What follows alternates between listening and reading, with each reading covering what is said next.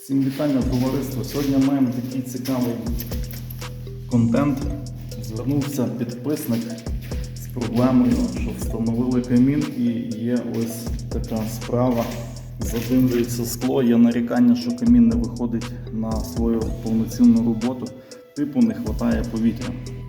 Саме основне, що майстер, який ставив даний камін, не може розібратися і говорить, напевно, така топка, напевно, такий конструктив каміну. Давайте будемо дивитися, розбиратися. Зараз помиємо скло і будемо шукати причину.